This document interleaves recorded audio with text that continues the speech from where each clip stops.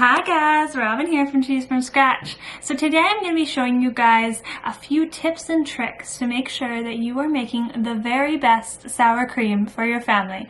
Because I know we kind of all have that idea of what sour cream tastes like from the store, and a lot of us struggle to get that same taste and convert it over to a homemade product.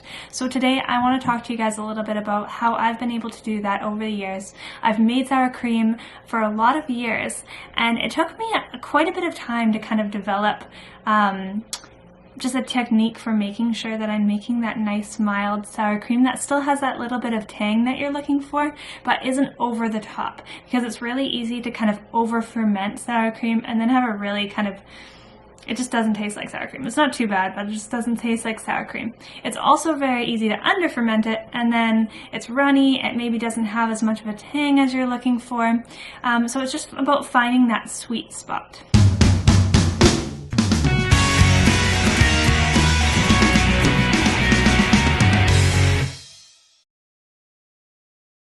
So I've made sour cream on the channel here before. I made it in my quark cheesecake video, and I showed you guys how to make it there, but I'm just going to briefly show you again how to make it. Super simple. I call it my leave it on the counter sour cream recipe, because that is exactly what it is. All you do is you skim off the heaviest cream off of your milk, you put it in a jar, nice and cold, it's straight from the fridge, it's cream lined, you don't have to warm it up or anything.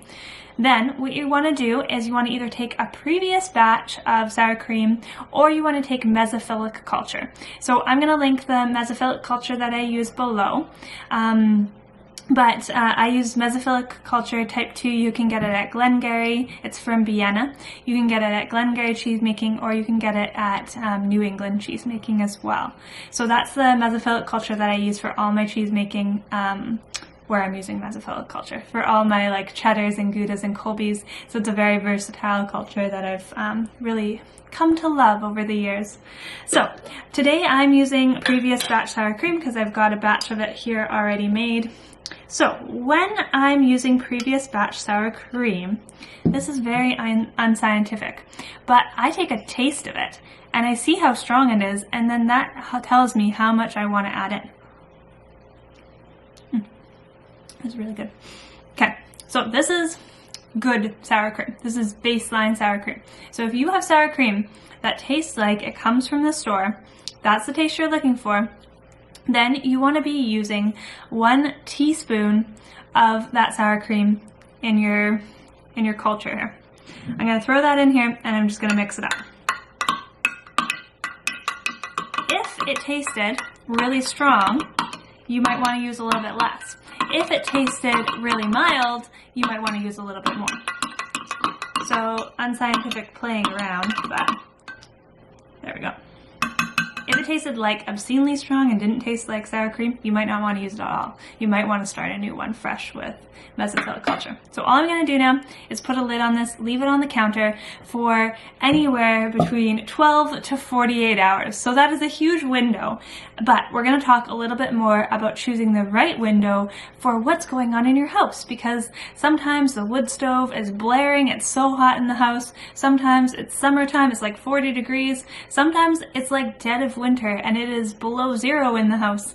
That happens to me sometimes. So I'm going to talk to you guys a little bit about choosing the perfect window and making sure that you are making the very best sour cream.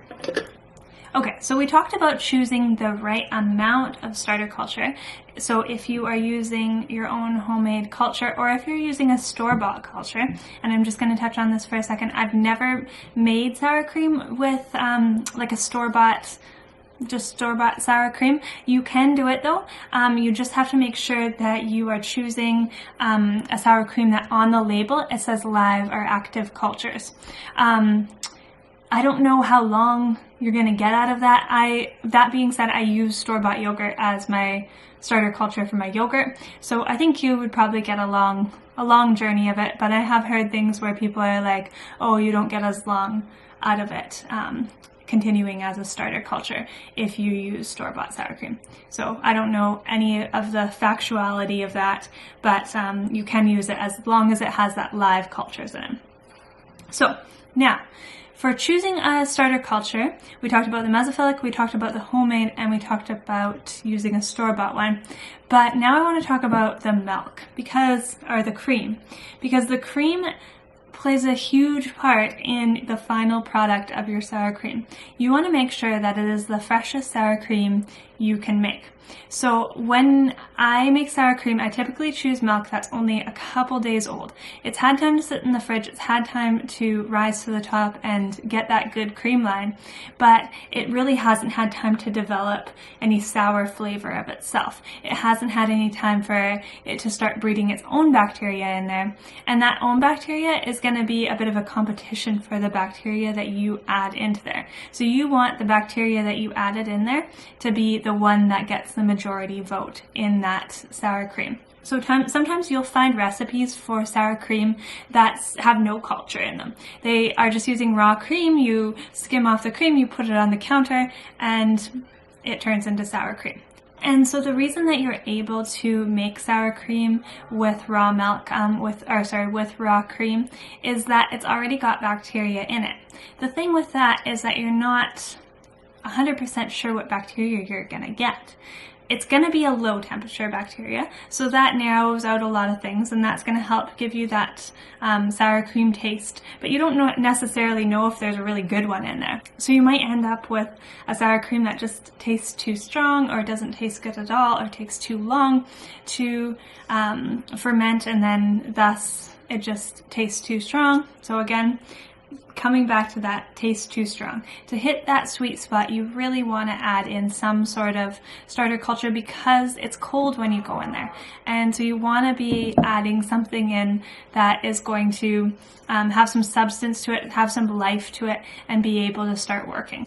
So now we're going to talk about the fermenting window, because 12 to 48 hours is a huge window, and it's easy to miss the sweet spot in there.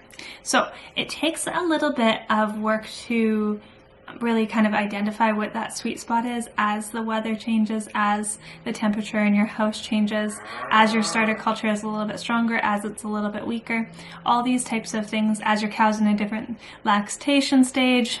I could go on and on and on. But it takes a little bit of time to develop where that sweet spot is. For me, deciding when my sour cream is ready to go into the fridge is like very, very unscientific, but when I have it out on the counter, I want to give it a little slosh. If it sloshes on the side, it still feels really liquid, it needs to stay out a little bit longer. Once it's kind of having a little bit of like a thick yogurt consistency, I move it into the fridge. If I see that there is any little ferment bubbles in there, so it could be the tiniest little ferment bubble ever. If I see there is one tiny little ferment bubble, I move it into the fridge. Be careful it's not like an air bubble or anything. You'll know that it's a little ferment bubble, but you don't want to have a bunch of ferment bubbles in there, because that's a pretty telltale sign that it's going to be too strong, that it's going to be stronger than you like it. So making sure as soon as you see one tiny ferment bubble, into the fridge you go. And it will continue to ferment a little bit even in the fridge. It's going to get a whole lot thicker once you put it in the fridge. So for example, I'm going to get a clean spoon. Even though I like dip that spoon in there and then put it in there, it's fine. It's up in there. So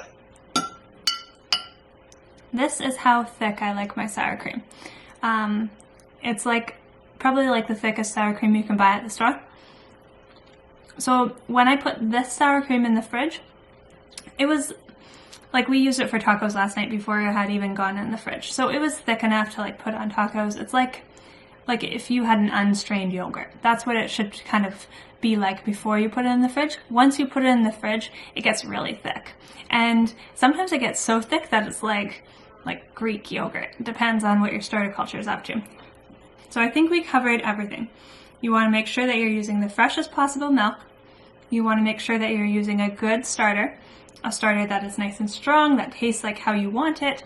And then lastly, you want to make sure that you're hitting that sweet spot in the ferment time. So how do you hit that sweet spot? Because sometimes if your house is cool, you will have your sour cream on the counter and it will ferment and it will ferment, and you'll hit the 48 hours and it's still liquid and you're like, what the heck is going on? It will ferment, and eventually, no matter what, it's going to turn into sour cream.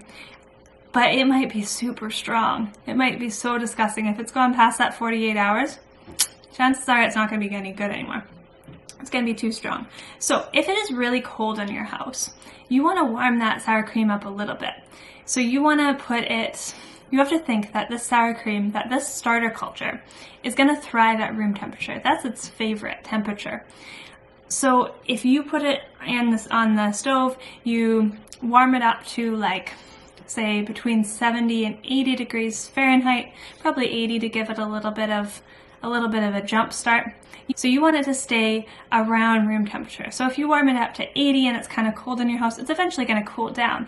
But at that point, you're not going to kill your culture, and it's going to give it a little bit of a jump start. That bacteria is going to start feeding a little bit quicker, and once it starts feeding, it doesn't matter that it cools down a little bit, it's already kind of feeding. If it's really cool in your house, you also want to kind of wrap it in a warm blanket.